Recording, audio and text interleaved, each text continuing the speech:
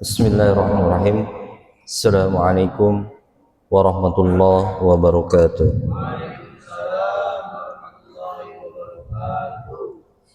Alhamdulillahirabbil alamin. Wassalatu wassalamu ala asrofil anbiya'i wal mursalin wa ala alihi washabihi ajma'in. Amin. Amma ba'd.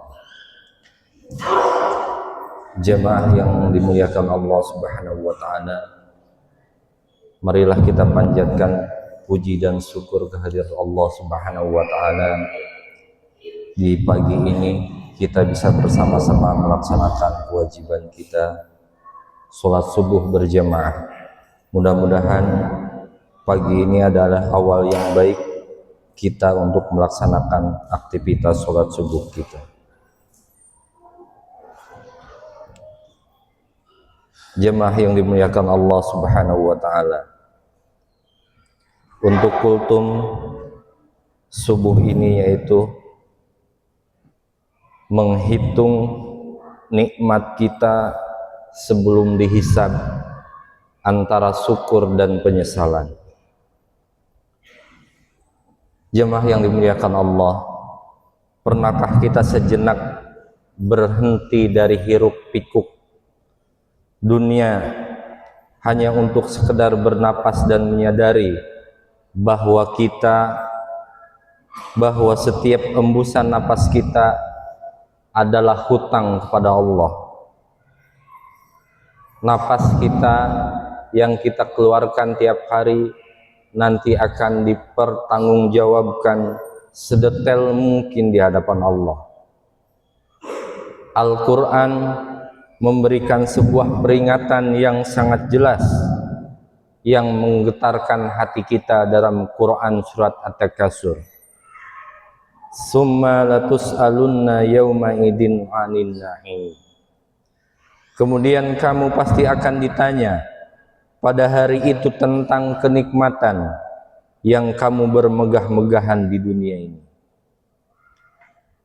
Ayat ini bukan hanya informasi, tapi merupakan proklamasi keadilan bahwa tidak ada satu tetes air dingin yang membasahi tenggorokan kita, tidak ada sesuap nasi pun yang masuk mengenyangkan perut kita, melainkan Allah akan tanya, dari mana engkau dapatkan harta itu dan untuk apa harta yang kita dapatkan digunakan.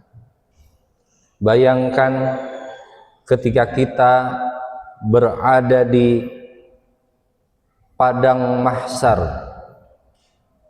di mana matahari didekatkan pada seluruh umatnya pada waktu itu. Semua orang akan berkeringat bercucuran dan setiap orang akan sibuk dengan urusannya masing-masing.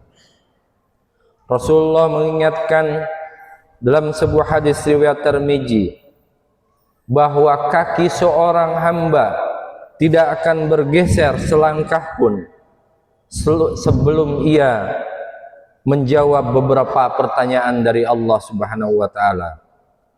Salah satu pertanyaan yang sangat penting dan sangat berat yaitu tentang harta.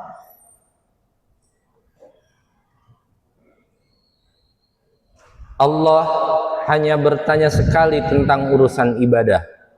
Apakah selama ini ibadah yang telah disampaikan Rasulullah itu dilaksanakan atau tidak?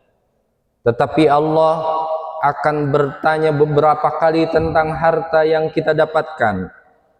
Yang pertama Allah akan bertanya, dari mana engkau dapatkan harta itu? Apakah ada tetesan keringat orang lain? Apakah ada hal-hal yang pernah kita zolimi? Setelah harta itu kita dapatkan, Allah juga akan bertanya, kemana harta itu kita belanjakan? Apakah hanya untuk memuaskan syahwat atau digunakan untuk bekal akhirat? Kita sering merasa memiliki harta itu sepenuhnya, padahal kita hanyalah kurir yang dititipi Allah untuk menyalurkannya. Jamaah yang dimuliakan Allah Subhanahu wa taala, Allah itu sangat maha adil. Dia memberikan kita nikmat, tapi dia juga memberikan pengingat bahwa nikmat di dunia itu hanyalah sementara. Ada 3 keterbatasan yang sering kita lupakan. Yang pertama, dunia ini hanyalah fana. Setinggi apapun gedung yang kita bangun, sebanyak apapun saldo rekening di kita, semuanya akan kita tinggalkan. Ingatlah pesan malaikat Jibril kepada Nabi Muhammad SAW, "Wahai Muhammad, hiduplah sesukamu, tapi engkau pasti akan mati. Cintailah siapa saja yang kau mau, tapi engkau pasti berpisah dengannya." Yang kedua, nikmat yang dicabut sebelum mati. Seringkali Allah tidak menunggu kita mati untuk mengambil nikmat.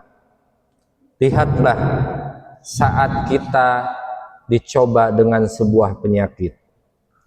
Hidangan yang paling lezat di dunia pun akan merasa pahit di lidah.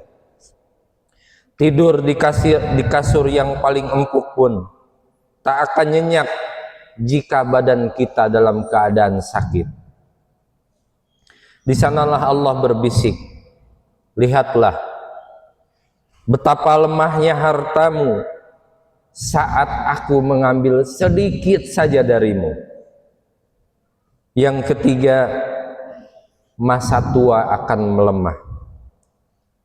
Tabungan yang kita miliki ratusan, puluhan, miliaran rupiah, bahkan triliunan, tidak akan bisa membeli kekuatan otot yang sudah melemah atau mata yang sudah rabun. Saat usia senja tiba, kemewahan bukan lagi tentang mobil yang mewah atau rumah yang megah, tapi tentang ketenangan hati menuju kepulangan kita ke akhirat nanti. Jemaah yang dimuliakan Allah Subhanahu wa taala, puncak musibah bukan masalah saat kita kehilangan harta. Yang paling puncak yaitu saat maut menjemput kita dan kita belum bertaubat kepada Allah Subhanahu wa taala.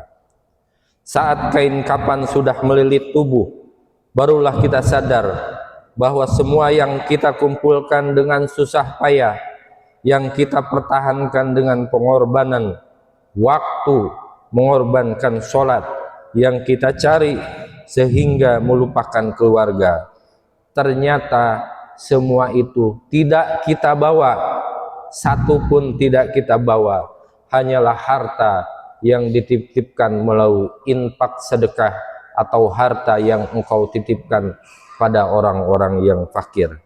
Itulah harta yang sebenarnya yang akan kita bawa di hadapan Allah Subhanahu wa taala. Jemaah yang dimuliakan Allah Subhanahu wa taala, marilah kita renungkan betapa banyaknya Allah memberikan nikmat kepada kita sehingga kita kadang lupa bersyukur, tapi kita banyak meminta apa yang kurang dari kita dapatkan. Kita banyak melihat orang lain tanpa menyadari bahwa nikmat yang diberikan Allah sangat besar terhadap kita. Jadikanlah Ramadan ini adalah bentuk rasa syukur kita, dan marilah kita tingkatkan ibadah kita kepada Allah. Semoga Allah memberikan kekuatan, kemudahan, dan bentuk syukur, dan semoga Allah memberikan hidayah kepada kita dan memberikan keberkahan atas sisa umur kita ini. Cukup sekian kultum ini, semoga bermanfaat dan mudah-mudahan Allah menjaga kita dari perbuatan zalim dan harta yang haram. Sekian, wassalamualaikum warahmatullahi wabarakatuh.